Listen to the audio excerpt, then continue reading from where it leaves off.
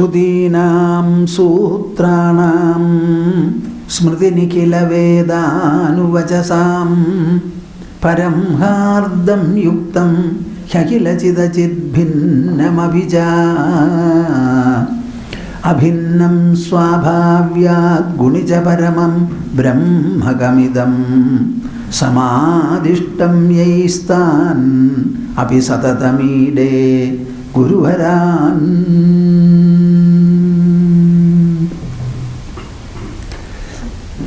See, what is this verse? This verse is actually registering a prostration, expressing the humility for all the spiritual teachers who have brought forth the essence of Shruti, Smriti and the other allied texts. We have got a graduated presentation of the truth consisting in so many different texts. The first and the primordial are the Vedas. Then subsequent to the Vedas, we have Itihasas, Smritis, Sutras. All of them are equally important. In the Upanishads, it is like a mathematical presentation, a research presentation. When it comes to Sutras, it is a cogent, consistent and logical dealing of the same subject. When you come to Smritis, it is the conduct and behavior of people which are in detail discussed. In the Upanishads, it is a kind of a mathematical, research-oriented presentation. But some of the truths discussed are in a scattered manner. All of them brought together and strung as if beads in a garland in the Brahma Sutras. They are all aphorisms, aphoristic statements, very brief formulae. Then you come to Smritis. On the basis of the supreme truth, the standards and styles it calls for, the disciplines needed. They have evolved a code of conduct applicable to the thought and outlook on the one hand, the type of speech and its moderation on the other, then the sensory and interactional behavior on the other. All these things are clearly mentioned in this Smritis. It is like our constitution.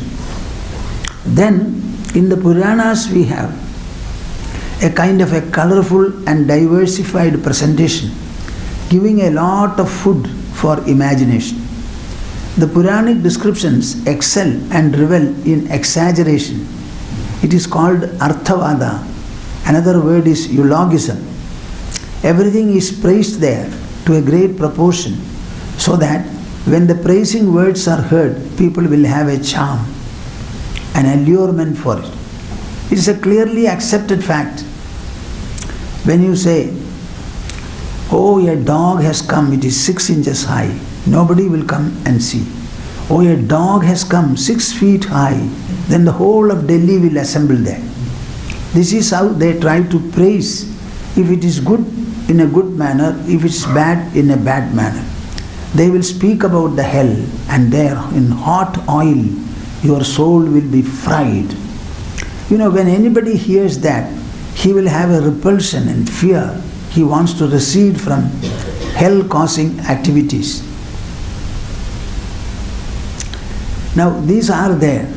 Why I mentioned Shudinam Sutranam Smriti Nikila Vedanu Paramhardam Yuktam Hyakila Chidachid Bhinnam Abhija Hyakila Chidachid Bhinnam Abhija. In all these Shastras, it is the same supreme truth of the self that is discussed.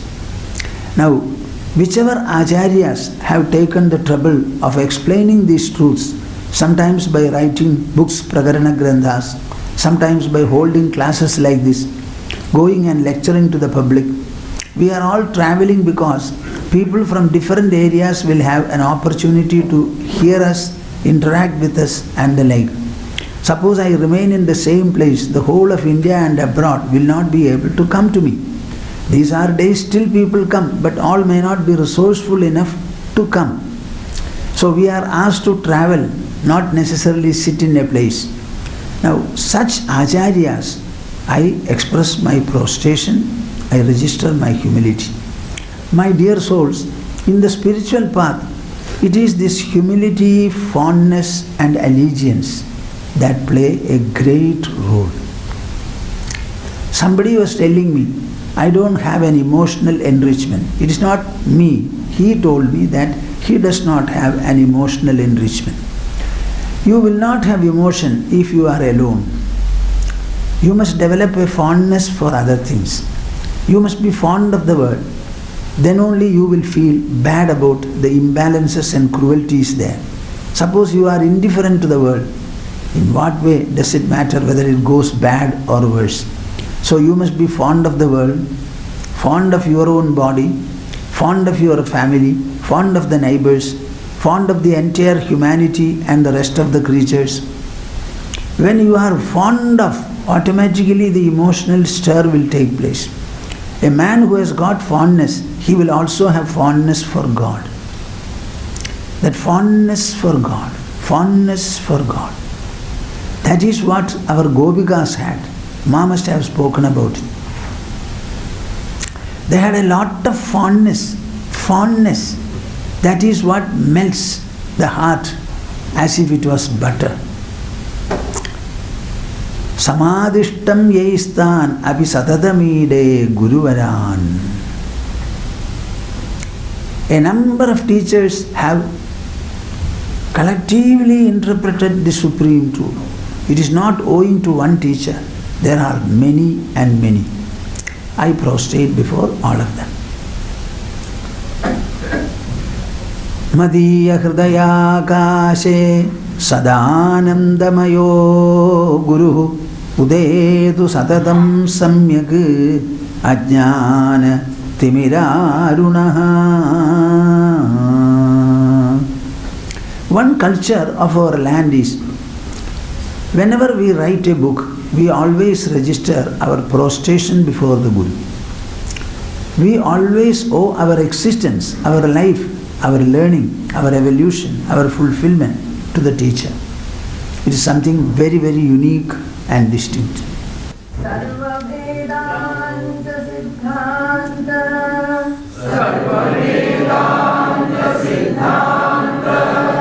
Gocharam Tamagocharam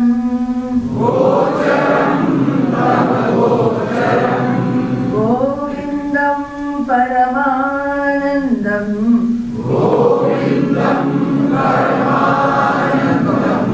Sadgurum Pranatosmyaham.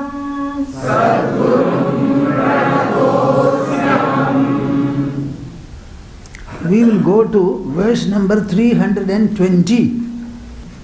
Drishyam pradidam pravilabayan sanmatramanandaghanam vibhavayan samahidasan behirandaram va kalam nayetha sati karma bandhe.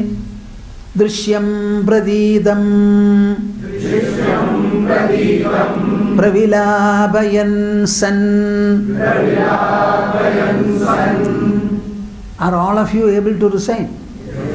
Drishyam pradidam pravilabayan san.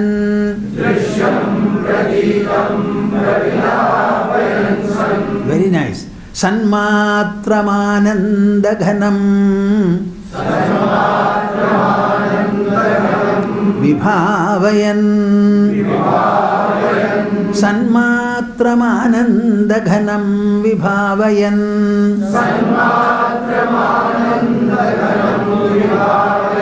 Samahidasan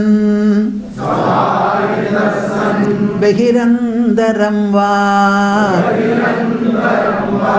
Samahidasan behirandaram va.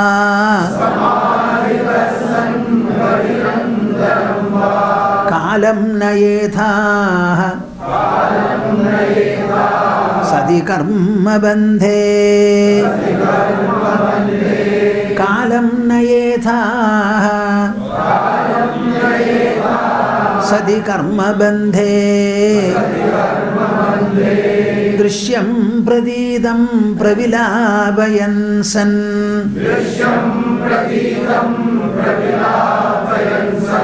सन्मात्रमानन्दघनं विभावयन्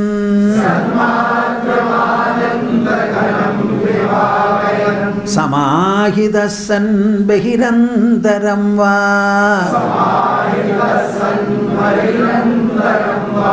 कालं नयेथाः सति कर्मबन्धे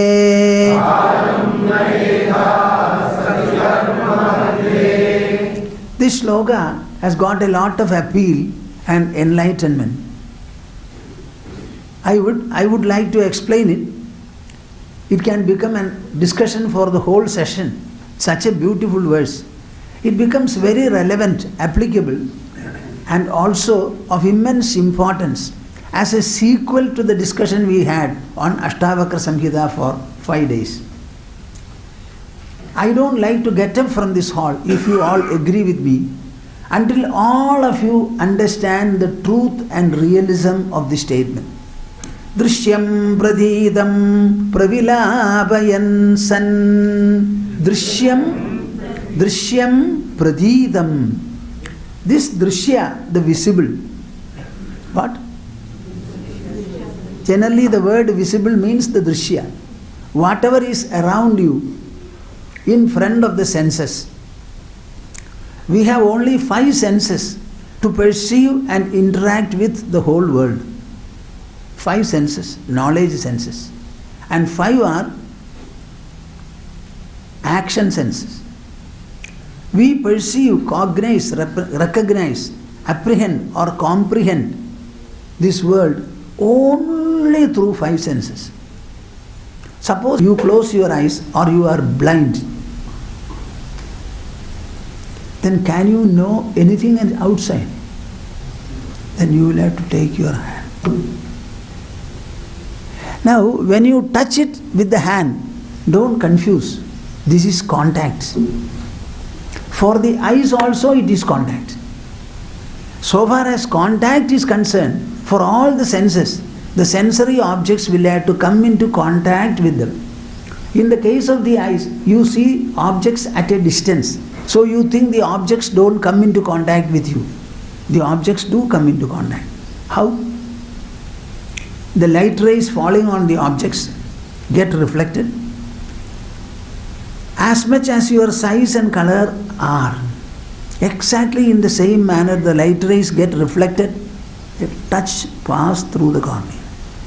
Only then the experience is had. So in what way is it different from my touching this rod?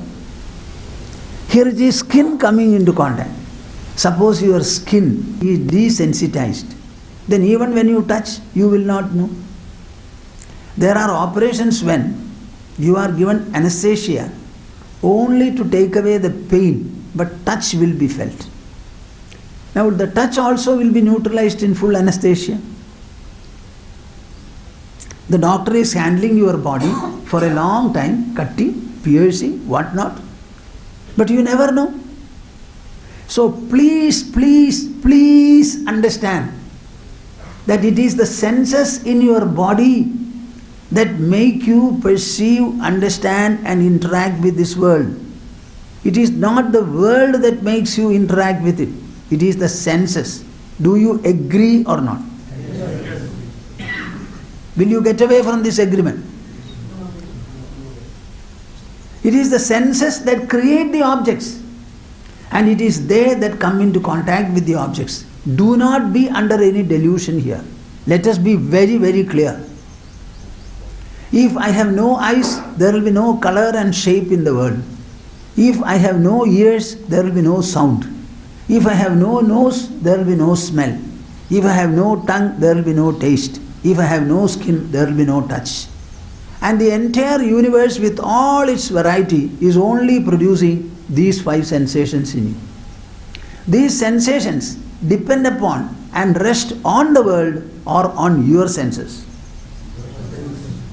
बोलिए ना, अच्छी तरह कहिए, These sensations are not depending upon the objects outside.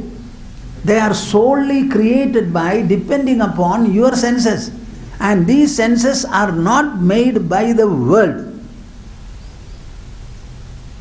Our sensory organs are not made by the world. Our sensory organs are made by the power that is within the body. What kind of a power? The same power that was in the microscopical cell, sperm, and the ovum. How big it was, you tell me?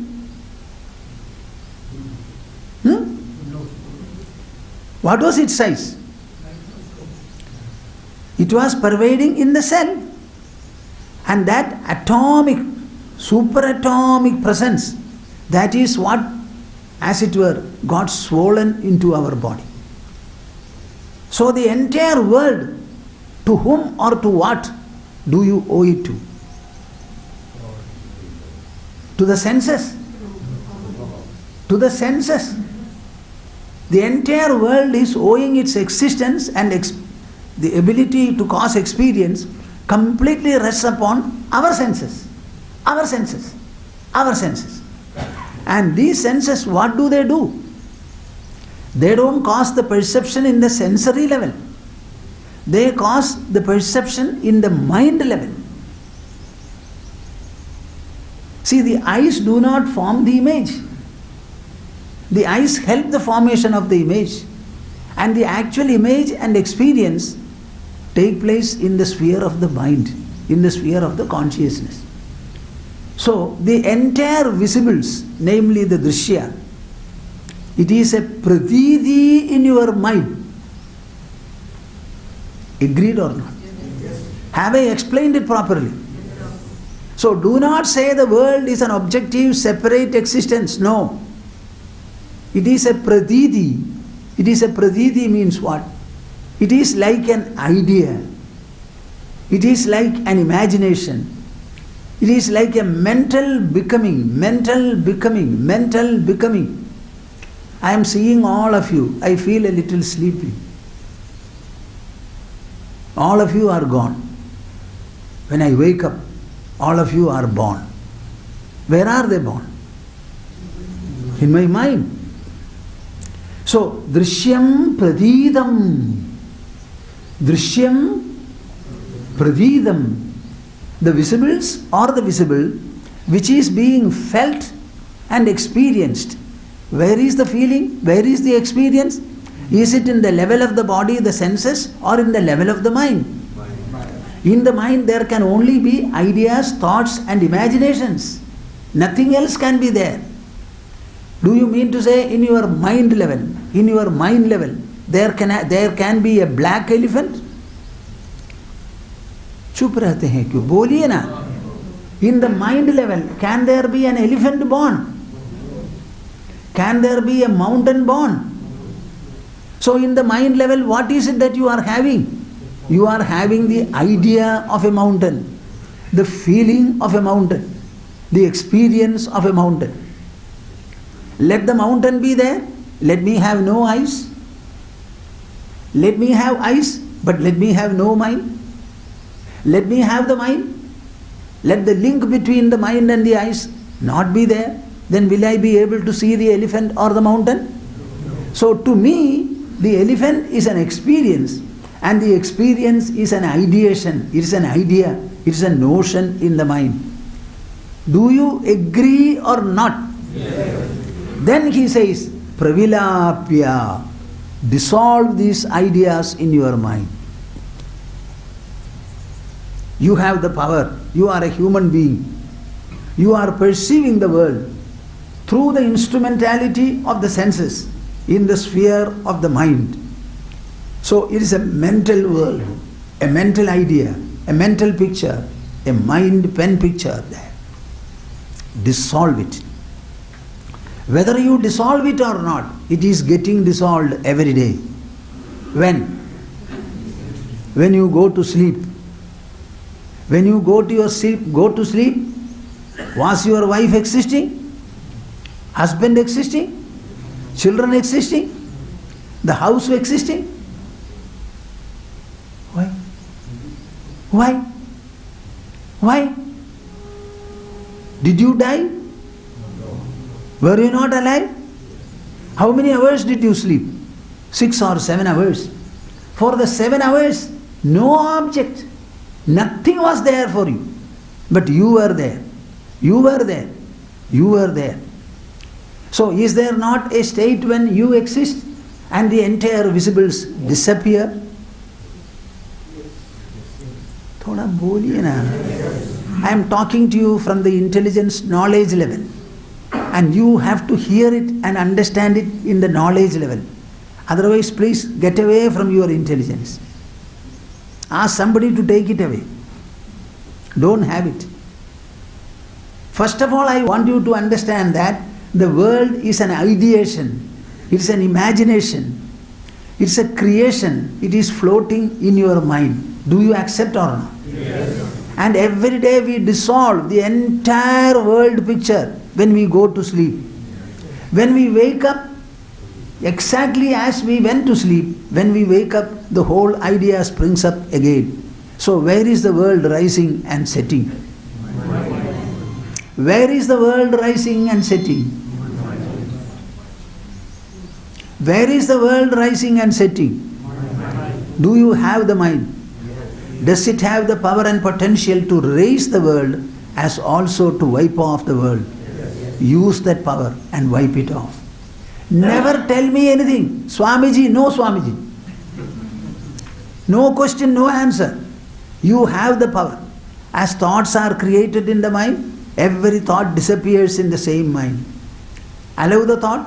You ask thought, you remain for 2 hours in my mind. Will it be able to remain? Will it be able to remain? So what do you have to say? So, Drishyam Pradidam Pravilapayan San Sanmatramananda Ghanam Vibhavayan. On the one hand, you should dissolve the world perception or the world idea floating in your mind. And on the other hand, Sanmatramananda Ghanam Vibhavayan. We have 2 words, Sat and Asat. Sat is something that will never become absent, and Asat will go on becoming absent. Now all your thoughts, all your perceptions, all the things called objects, they are not always present in you. Sometimes present, sometimes present, sometimes present. Compared to that, you the perceiver, you the experiencer, you the subject, it is always present, always present. Because of its constant presence, you can call it and understand it to be the Sat. Now you tell me, are you the Drishya whose pratiti, whose inner impression, inner imprint is getting formed in the mind and also subsiding in the mind? Are you that, or are you that presence on which this rises and sets? You are Sanmatram. Sanmatram. Let there be anything in this world, any number of thoughts come, any number of ideas come, any number of times you wake up and you sleep, you become miserable, you become happy. All these references are to transitory experiences. Am I clear or not? I was happy. What was this happiness in terms of Sat and Asat? Was it Sat or was it Asat? Boliye na jor se. Happiness Asat, misery, good, bad, life, death, Sat ekmatra hai. Sanmatram Anandaghanam. That Sanmatra is Anandaghana. Happiness is not the one that you have fleetingly now and then. The real happiness is when you sleep. It is happiness condensed, Anandaghana. It is called Prajnanaghana. It is that solid, that solidified happiness. See, when you are happy,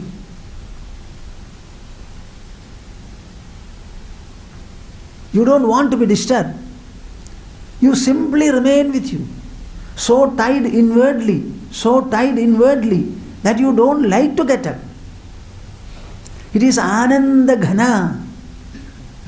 Suppose any pleasant sight you are seeing, you will be able to get away from it because the sight is different from you. Here the sleep is an inner state, an inward state.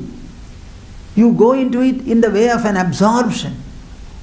You are not possessing it as if you possess an external object. You are hugging your child. Child is very pretty. Sleep is not like that. Every kind of a hold falls away, goes away, and you are absorbed into it. So it's an absorptional experience. It is so beautiful and so nice. Ghana. It is Ghana. Ananda Ghanam Vibhavayan.